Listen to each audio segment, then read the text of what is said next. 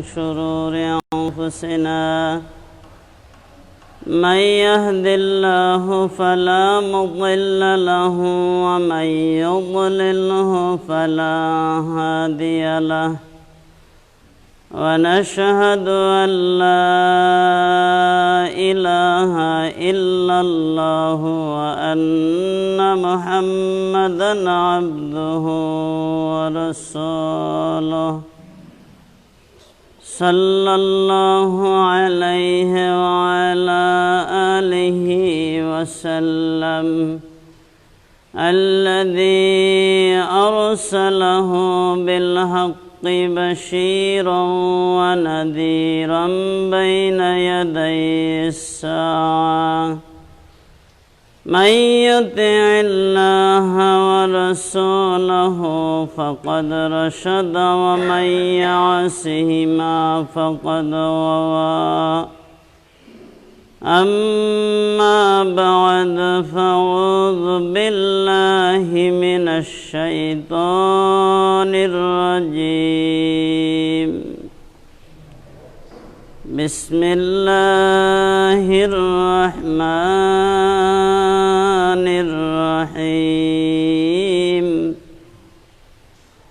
وبشر الذين آمنوا وعملوا الصالحات أن لهم جنات تجري من تحتها الأنهار كلما رزقوا منها من ثمرة رزقا قالوا هذا الذي رزقنا من قبل وأتوا به متشابها ولهم فيها أزواج مطهرة وهم فيها خالدون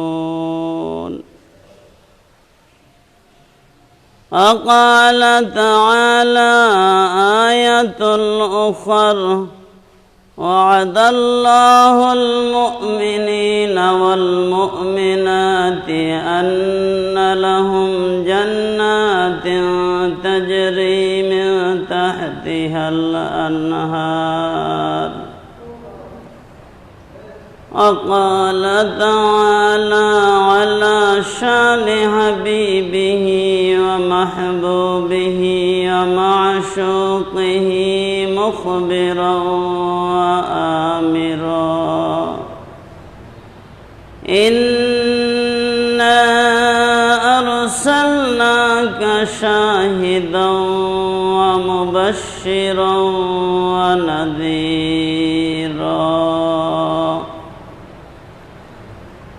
وداعيا إلى الله بإذنه وسراجا منيرا إن الله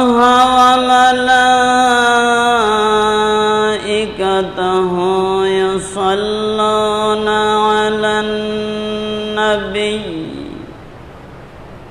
يا أيها الذين آمنوا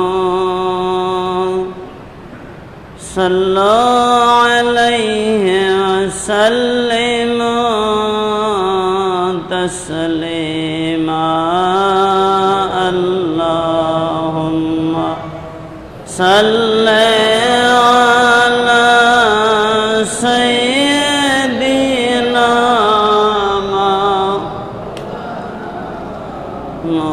محمد وعلى آل سيدنا مولانا محمد اللهم صل على سيدنا مولانا محمد سيدنا مولانا محمد বিশ্বজাহানের মালিক যিনি দরুদ পড়ে যার শানে ওহে মুমিন নিরিবিলি দরুদ পড় তার পানে আল্লাহুম্মা সাল্লি আলা সাইয়্যিদিনা মাওলানা মুহাম্মদ ওয়া আলা আলি সাইয়্যিদিনা মাওলানা মুহাম্মদ জিন ইনসানার ফেরেশতারা 18,000 মখলুকাত আল্লাহর নামে তসবিহ পড়ে দরুদ পড়ে দিবারাত আল্লাহুম্মা সাল্লি আলা সাইয়্যিদিনা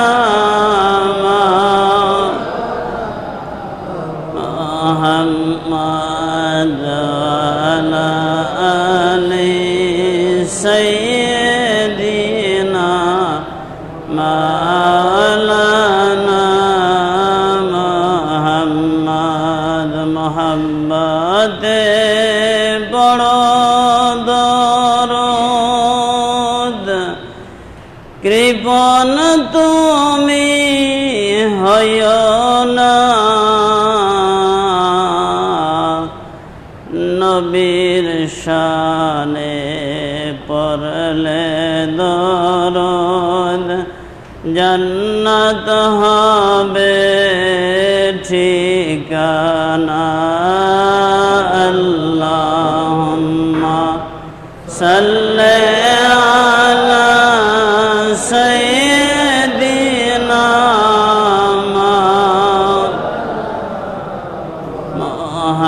মুহাম্মদ ওয়া আলা আলি সাইয়্যিদিনা মাওলানা মুহাম্মদ লা ইলাহা ইল্লাল্লাহ লা ইলাহা ইল্লাল্লাহ লা ইলাহা ইল্লাল্লাহ লা ইলাহা ইল্লাল্লাহ লা ইলাহা ইল্লাল্লাহ লা ইলাহা ইল্লাল্লাহ লা ইলাহা ইল্লাল্লাহ লা ইলাহা ইল্লাল্লাহ লা ইলাহা ইল্লাল্লাহ মুহাম্মাদুর রাসূলুল্লাহ সাল্লাল্লাহু আলাইহি ওয়াসাল্লাম। মহান আল্লাহ সুবহানাহু তাআলার দরবারে লক্ষ কোটি শুকরিয়া, যে রব্বুল আলামিনের অশেষ দয়া এবং মেহেরবানিতে আমরা অল্প কয়েকজন গুনাহগার গোলাম আল্লাহ রব্বুল আলামিনের ডাকের সাথে সাথে সাড়া দিয়ে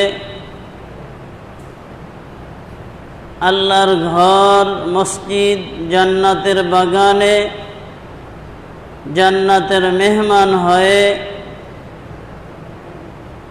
আসার এবং বসার সুযোগ পেয়েছি, এজন্য সকলে অন্তরের অন্তঃস্থল থেকে বলি আলহামদুলিল্লাহ। আমরা বসছি জান্নাতের বাগানে। কোথায়? জান্নাতের বাগানে। বলুন না কোথায়? কোনো সন্দেহ আছে? এটা যে জান্নাতের বাগান ঘোষণা কার? আল্লাহর রসুলের। এই ঘোষণা কার? আল্লাহর রসুলের। قال رسول الله صلى الله عليه وسلم إذا مررتم برياض الجنة فارتعوا قيل وما رياض الجنة قال المساجد। আল্লাহর রসুল বলেন, قال رسول الله صلى الله عليه وسلم, রসুল আকরাম সাল্লাল্লাহু আলাইহি ওয়াসাল্লাম বলেন, ইযা মারারতুম বিরিয়াজিল জান্নাহ, যখন তোমরা জান্নাতের বাগানে অবস্থান করবে অথবা তোমরা জান্নাতের বাগানে বিচরণ করবে, ফারতাউ, আল্লাহ রসুল বলেন তোমরা ওই জান্নাতের বাগানের ফল সমূহ তোমরা অন্বেষণ করো। ক্বালু ইয়া ওমা রিয়াজুল জান্নাহ, আল্লাহর রসুলকে জিজ্ঞাসা করা হলো, ইয়া রাসূলুল্লাহ, দুনিয়ায় আবার জান্নাতের বাগান কোথায়? ক্বালাল মাসাজিদ, আল্লাহর রসুল জবাব দেয় যে দুনিয়ার মসজিদগুলো হলো জান্নাতের বাগান। বলি না সুবহানাল্লাহ। শুধু তাই নয়, আল্লাহর রসুল বলেন অপর হাদিসে যে যতবার আল্লাহর ঘর মসজিদে আসবে তার জন্য ততবার জান্নাতে মেহমানদারির ব্যবস্থা করা হবে। বলি না সুবহানাল্লাহ। কাজেই জান্নাতের বাগানে আসার পরে আমরা হয়েছি জান্নাতের মেহমান। এই জান্নাতের মেহমান হয়ে আমরা খুশি না বেজার? যদি খুশি হয়ে থাকি আবারও দিল খুলে অন্তরের অন্তঃস্থল থেকে বলি আলহামদুলিল্লাহ। রব্বানা লাকাল হামদ, ইয়া রব্বি লাকাল হামদু কামা ইয়ানবাগি লিজালালি ওয়াজহিক ওয়া আযীমি সুলতানিক। আল্লাহ রাব্বুল আলামিনের এক বান্দা এই বাক্যটা উচ্চারণ করেছিলেন। আল্লাহর ফেরেশতারা জিজ্ঞাসা করেছিলেন, যিনি নেক লেখেন, রব্বুল আলামিন এই বাক্য তো আর আমি কখনো শুনি নাই, কি লিখবো? আল্লাহ বলেন, হে আমার ফেরেশতা, আমার বান্দা যেইটা বলেছে অবিকল ওইটাই লিখে রাখো, কারণ এর যাজা আমি নিজ হাতে কাল কিয়ামতের ময়দানে দিব। বলি না সুবহানাল্লাহ। এর যাজা, এর ফল আমি আল্লাহ ছাড়া আর কেউ জানে না। বন্ধুরা আমার, মুরব্বীরা আমার, আমরা এসেছি জান্নাতে, অবস্থান করতেছি জান্নাতে, আমরা ছিলামও জান্নাতে। দুনিয়ায় আসার আগে আমরা ছিলাম কোথায়? জান্নাতে।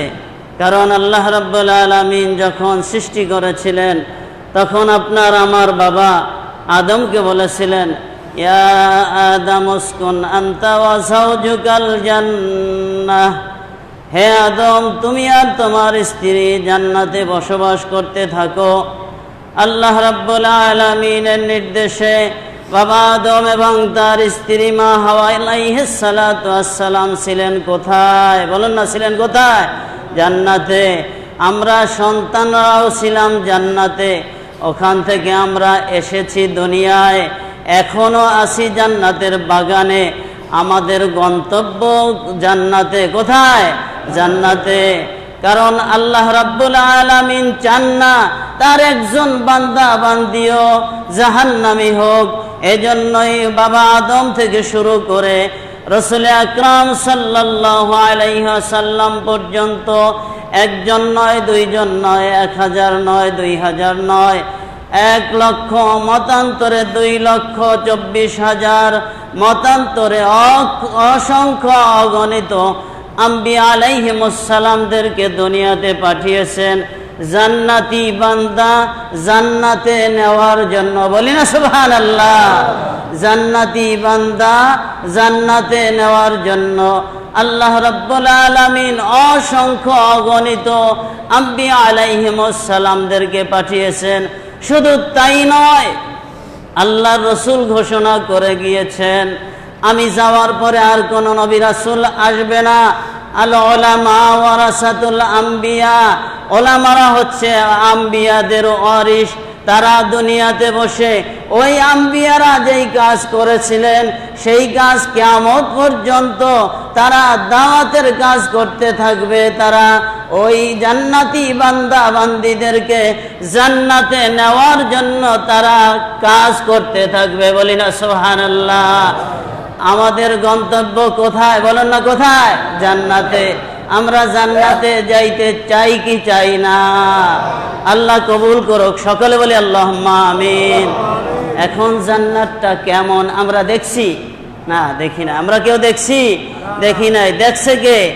রাসূল আকরাম সাল্লাল্লাহু আলাইহি ওয়াসাল্লাম মেরাজের রাতে আল্লাহ রাব্বুল আলামিন তাকে ঘুরাইয়া ঘুরাইয়া দেখাইছে যে জান্নাতটা কেমন, জান্নাতটা কত সুন্দর, জান্নাতটা আল্লাহ রাব্বুল আলামিন কিভাবে বানাইছেন, সব আল্লাহ রাব্বুল আলামিন তার হাবিবের মাধ্যমে আপনাকে আমাকে জানিয়ে দিয়েছেন। বলি না সুবহানাল্লাহ।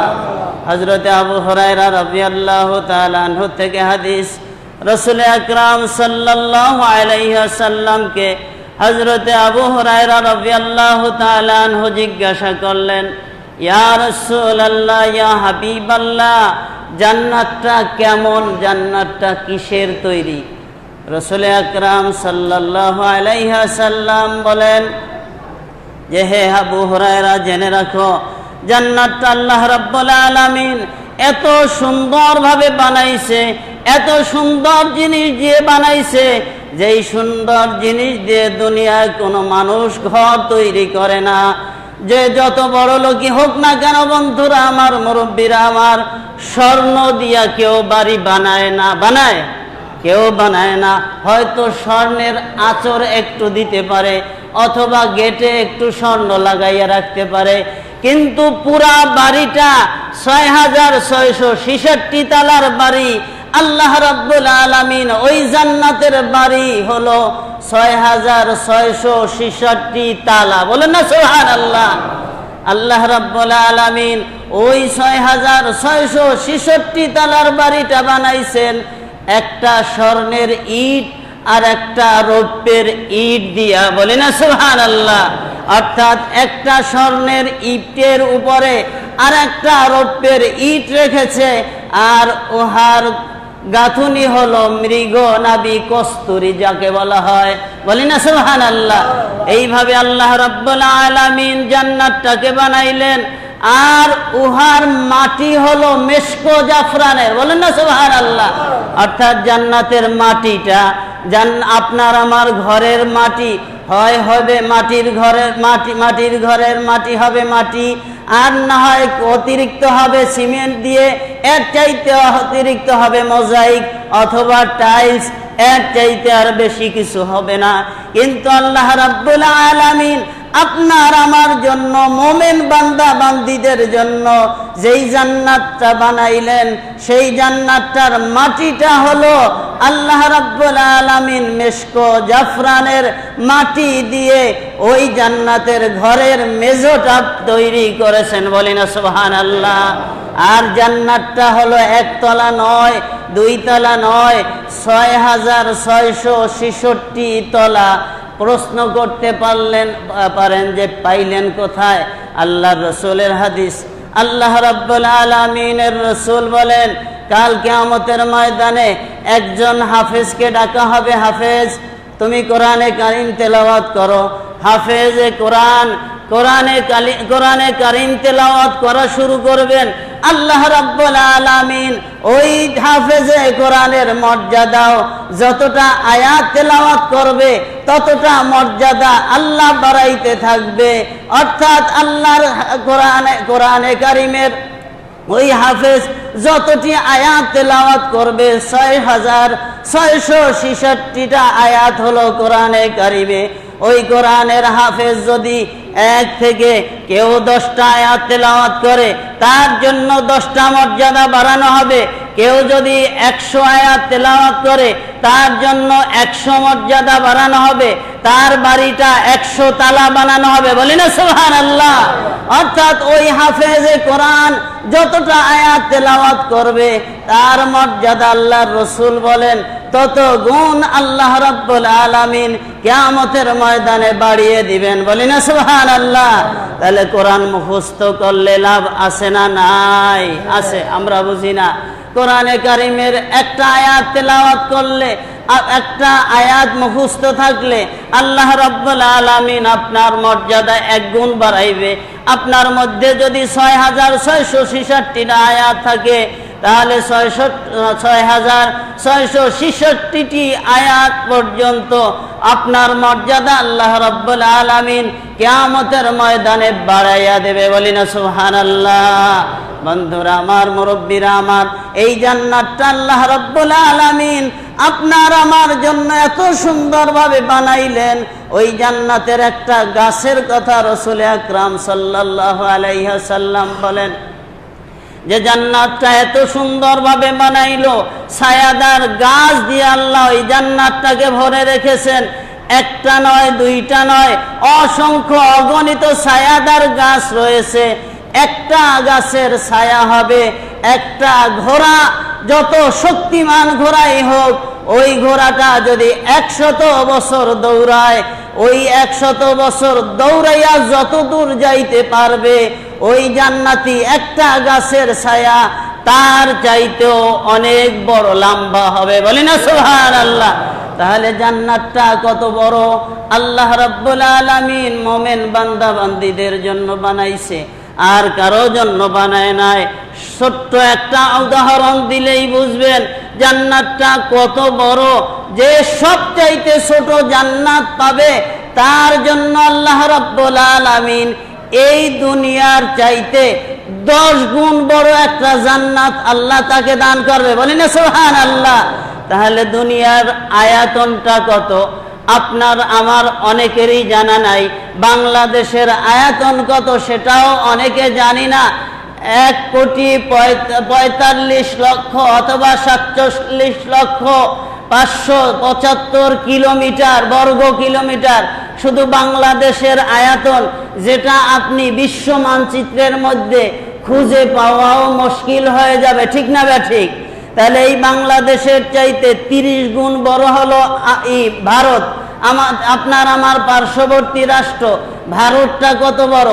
আবার এই বাংলাদেশের চাইতে 130 গুণ বড় হলো আমেরিকা। এই আমেরিকাটা কত বড়? এর চাইতেও বড় হলো রাশিয়া। রাশিয়াটা কত বড়? একবার একটু চিন্তা করেন। দুনিয়ার এটা হলো শুধু এই দুনিয়ার জমিনের কথা বললাম।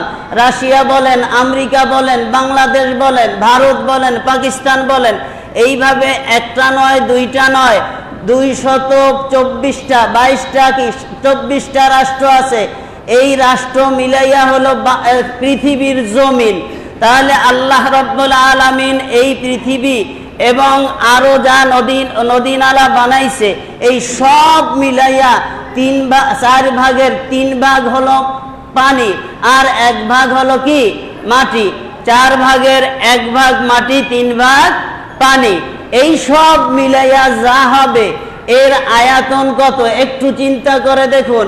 এই আয়াতন মিলাইয়া যা হবে, ছোট্ট জান্নাত যাকে দেওয়া হবে, এই পৃথিবীর এই স্থল ভাগ এবং জল ভাগ মিলাইয়া যা হবে তার চাইতে 10 গুণ বড় একটা জান্নাত, যেতে আপনা একটা সবচাইতে ছোট যে জান্নাত পাবে তাকে দেওয়া হবে এই গোটা পৃথিবীর 10 গুণ বড় একটা জান্নাত, বলি না সুবহানাল্লাহ।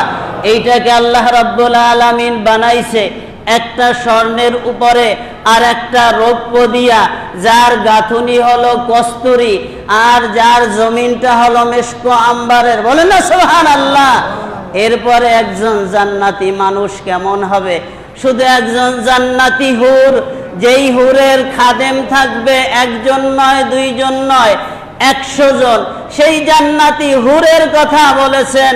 যিনি জান্নাতি মোমেন বান্দা হবে তার জন্য জান্নাতি হুর যাকে হবে, সে যদি এই দুনিয়ার যত সমুদ্র কথা বললাম, সমুদ্র পানির মধ্যে যদি ওই জান্নাতি হুর শুধু এক ফোঁটা মুখ থেকে থুতু ফালায়, তাহলে এই থুতু ফালাইলেই সমগ্র দুনিয়ার জলভাগ যা রয়েছে, যেটা নোনা পানি রয়েছে, সমস্ত নোনা পানিগুলো মিঠা পানিতে পরিণত হয়ে যাবে। বলি না সুবহানাল্লাহ। ওই জান্নাতি রাসূল আকরাম সাল্লাল্লাহু আলাইহি ওয়াসাল্লাম বলেন যে জান্নাতি হুর যদি দুনিয়ায় উকি মারত, শুধু দুনিয়ার দিকে ফিরিয়া তাকাইতো, তাহলে আল্লাহর রাসূল বলেন সারা দুনিয়ার মানুষেরা ওই জান্নাতি হুরের নূর দেখে আশ্চর্যান্বিত হয়ে ওই নূরের ঝলকের দিকে সারা দুনিয়ার মানুষেরা দৌড়ানোর মতো পাগল হইয়া যাইতো, দৌড়াইয়া পাগল হইয়া যাইতো। বলি না সুবহানাল্লাহ। খানা বন্ধ হইয়া যাইতো, পানি বন্ধ হইয়া যাইতো। এত সুন্দর হুর আল্লাহ রাব্বুল আলামিন মুমিন বান্দাদের জন্য বানাইয়া রেখেছে। বলি না সুবহানাল্লাহ। এত সুন্দর জান্নাত আল্লাহ বানাইছে কার জন্য? মুমিনের জন্য। ওয়াদাল্লাহুল মুমিনিনা ওয়াল মুমিনাত আন্না লাহুম জান্নাতিন তাজরি মিন তাহতিহাল আনহার। আল্লাহ রাব্বুল আলামিন ওয়াদা করেছে মুমিন বান্দা এবং বান্দীদের জন্য জান্নাতের। কিসের ওয়াদা করেছে? জান্নাতের। আল্লাহ বলতেছেন ওয়াদাল্লাহুল মুমিনিনা ওয়াল মুমিনাত আন্না লাহুম জান্নাতিন তাজরি মিন তাহতিহাল আনহার। এমন জান্নাতের ওয়াদা করেছে যেই জান্নাতের তলদেশ দিয়ে নহর সমূহ প্রবাহিত। নহর চারটা নহর থাকবে, দুধের নহর, শরবতের নহর, মধুর নহর এবং মদের নহর। যেটা দুনিয়াতে পান করাম হারাম, ওটা জান্নাতীদের জন্য হবে হালাল। বলি না সুবহানাল্লাহ। এই চারটা নহর আল্লাহ ওই জান্নাতের তলদেশ দিয়ে প্রবাহিত করে রেখেছে।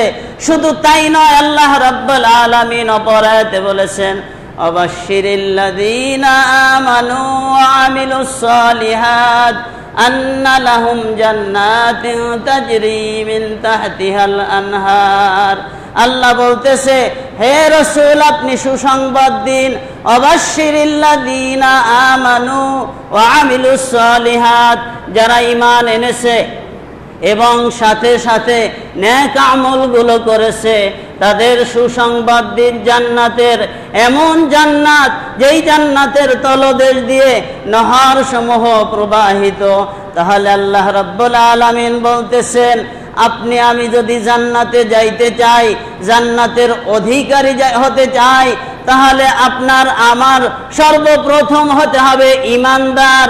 এর সাথে সাথে আপনার আমার থাকতে হবে নেক আমল। ঈমানওয়ালা হতে হবে, সাথে সাথে নেক আমলগুলো থাকতে হবে। বন্ধুরা আমার, এই জান্নাতে সবাই যাওয়ার আকাঙ্ক্ষা আলোচনা করতেছিলেন সিদ্দিক আকবর রাদিয়াল্লাহু তাআলা আনহু। রাসূল আকরাম সাল্লাল্লাহু আলাইহি ওয়াসাল্লাম জান্নাতের বর্ণনা করতেছিলেন, সাহাবায়ে কেরাম আজমাইন বসা।